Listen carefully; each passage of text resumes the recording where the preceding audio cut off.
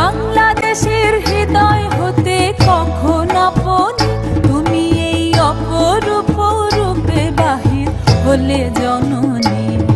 ওগো মা তোমায় দেখে দেখে আঁখি না ফিরে, তোমার দুয়ার আজি খুলে গেছে সোনার মন্দিরে।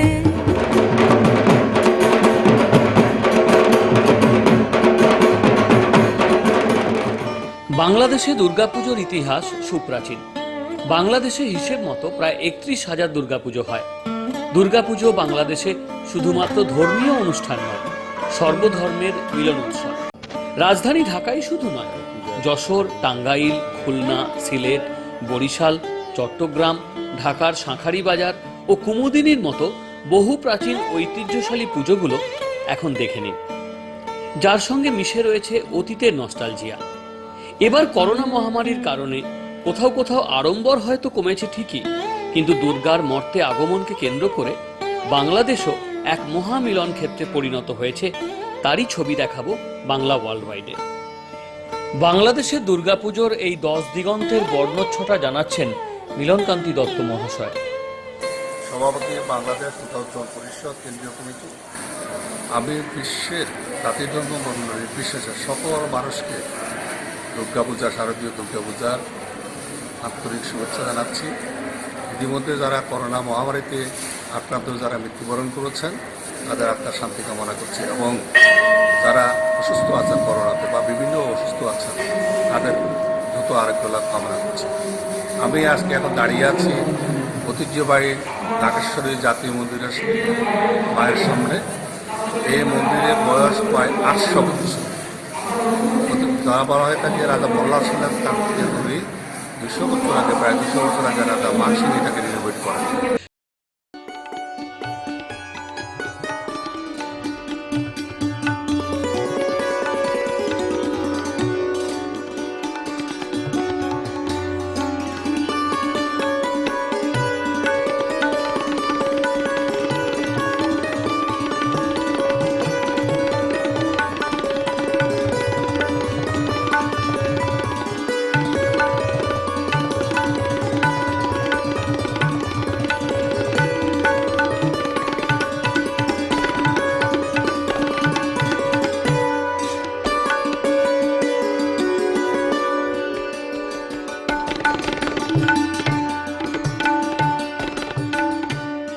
প্রথমেই আমরা এসে গেছি বাংলাদেশের বিখ্যাত ঢাকেশ্বরী মন্দিরে, যে পুজো দেখতে বহু দূর দূরান্তের মানুষ ভিড় করেন এখানে।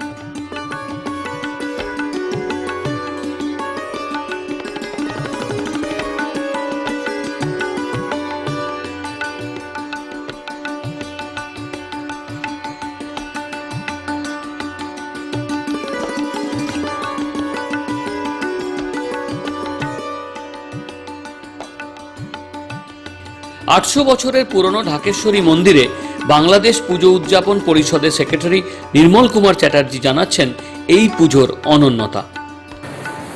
পবিত্র দেবালয়ের এই মেলাঙ্গনে আমরা আপনারা দেখতে পাচ্ছেন যে এই শারদীয় দুর্গোৎসব প্রতি বছরই সাড়ম্বর পালিত হয়। এবার উৎসবটাকে বাদ দিয়ে পূজাটা হচ্ছে এবং প্রত্যেক বছরই এখানে এই প্রতিমা আমরা দুর্গোৎসব শেষে দশমীর পরও প্রতিমা এখানে রেখে দেওয়া হয়। একসময় এই মেলাঙ্গন দুর্বৃত্তরা দখল করে নিতে চেয়েছিল।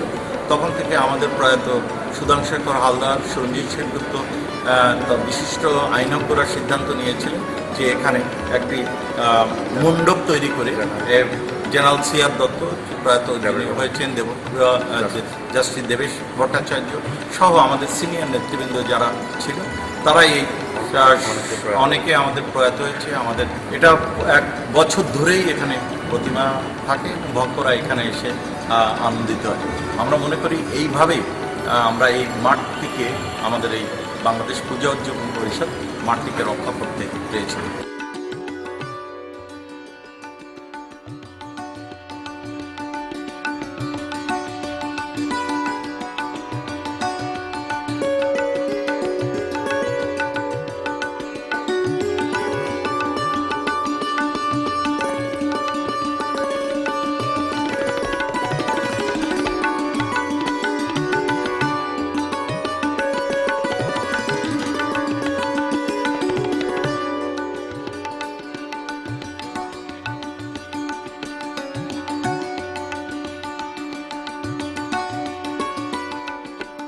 ময়মনসিংহের টাঙ্গাইলে চণ্ডীর দুর্গোৎসবের সঙ্গে জড়িয়ে আছে সুদীর্ঘ ইতিহাস।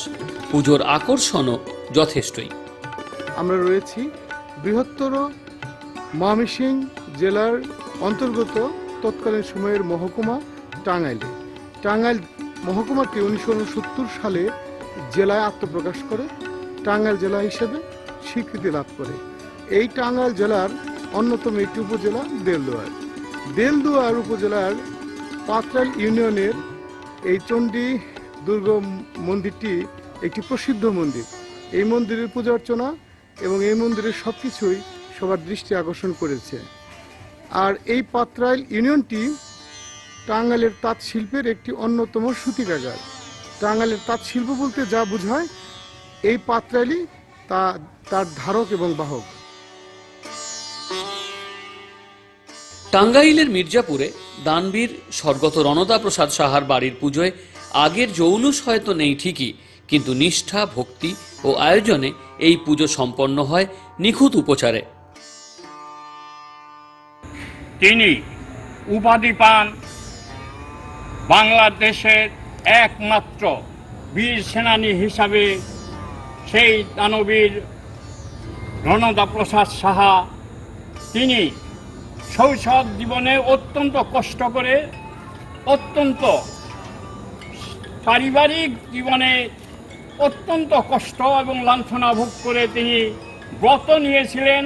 তার মা চিকিৎসার অভাবে, তিনি প্রথম বিশ্বযুদ্ধ থেকে ফিরে এসে দেখলেন চিকিৎসার অভাবে তার মার মৃত্যু হচ্ছে, তিনি চিকিৎসা করতে পারেন নাই। সেই থেকে তিনি ব্রত নিয়েছিলেন তিনি একটা চিকিৎসা কেন্দ্র করবেন। সেই যে শুরু, সেই চিকিৎসা কেন্দ্র থেকে সারা এশিয়ার বৃহত্তম একটি চিকিৎসা কেন্দ্র কুমুদিনী হাসপাতাল। তারপর তিনি চিন্তা করলেন এই দেশে নারী শিক্ষার সমস্ত বাধা বিপত্তিকে তিনি উতরে উঠে তিনি মির্জাপুরে ভারতেশ্বরী হোমস প্রতিষ্ঠা করে নারী শিক্ষার জাগরণ গড়ে তুললেন।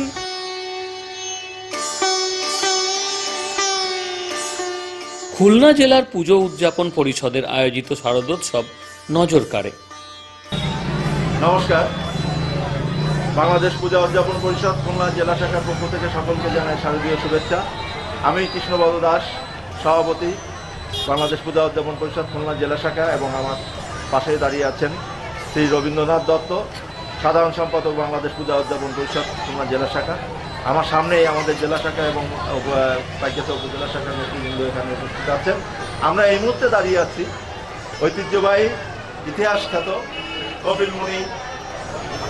কপিলমুনি মিলন মন্দির প্রাঙ্গণে। এই মন্দিরের একটি ইতিহাস আছে।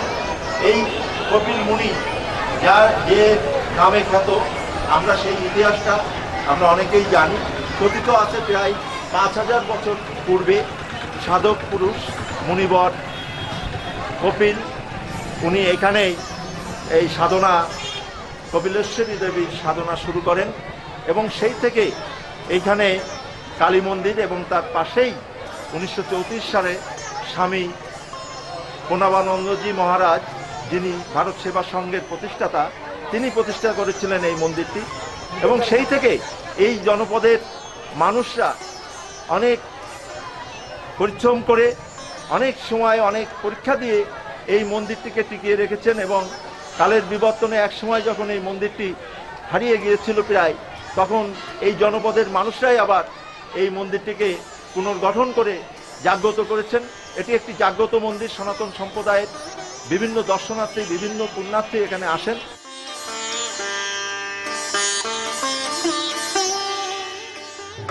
এখন রাজধানী ঢাকার বিখ্যাত দুর্গাপুজোগুলো দেখে নিই।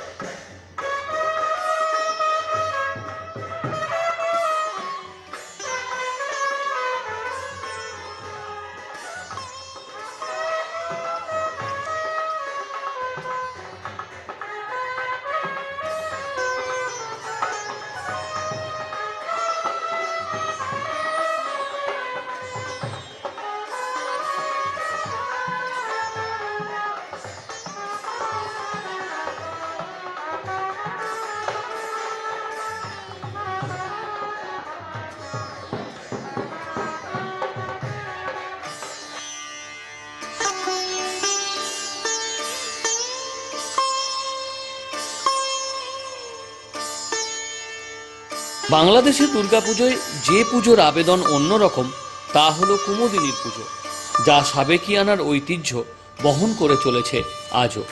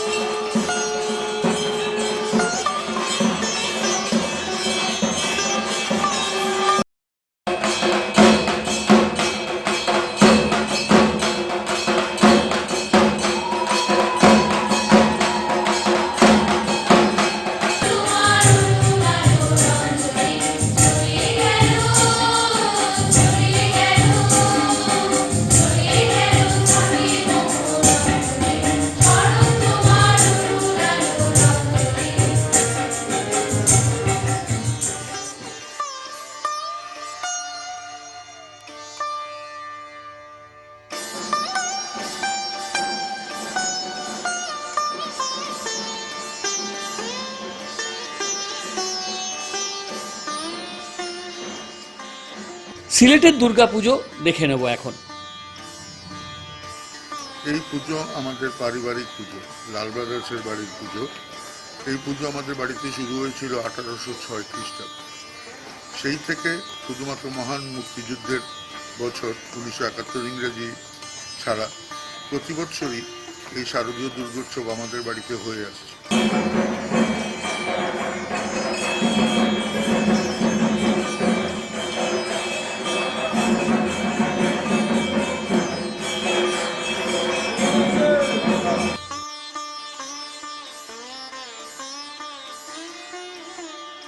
চট্টগ্রামেও সাড়ম্বরে পালিত হয় দুর্গাপুজো। চট্টগ্রামের রাঙামাটির কালো পিচডালা রাজপথ জমির দিন তার বেশি রক্তে সেদিন লাল হয়ে গিয়েছিল। আমরা সেদিন দেখেছি চট্টগ্রাম মেডিকেল কলেজের 24 নম্বর ওয়ার্ডে আমাদের নেত্রী শেখ হাসিনা সেদিন তাকে দেখতে এসেছিলেন। সেদিন ইঞ্জিনিয়ার মোর্চা করছেন এবং মহিউদ্দিন চৌধুরীর কান্নায় চট্টগ্রামের মেডিকেল কলেজের আকাশ বাতাস ভারী হয়ে গিয়েছিল। আমরা তার সাক্ষী।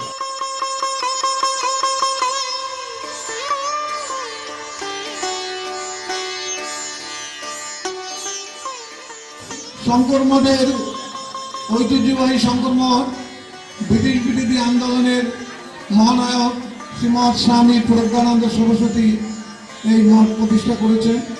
তারই হাতে করা শঙ্কর মঠ, যার ঐতিহ্য ধরে রাখার জন্য এখানে শারদীয় উৎসব প্রতি বছর পালিত হয়।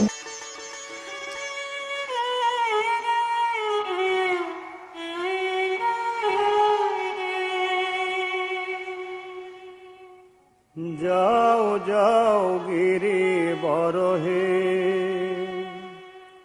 আনো যে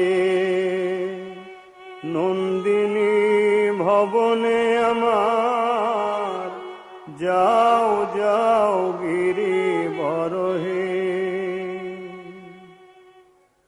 গৌরী দিয়ে দিগম্বরে কেমনে রয়েছ ঘরে, কি কঠিন হৃদয় তোমার হে,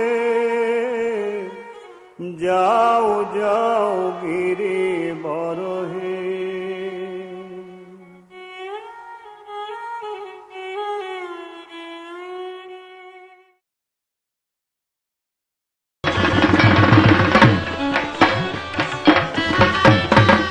ঢাকার মুড়িগঙ্গার বিসর্জনে 10 দিগন্ত যেন উদ্ভাসিত হয় দেবী দুর্গার বিদায় যাত্রায়।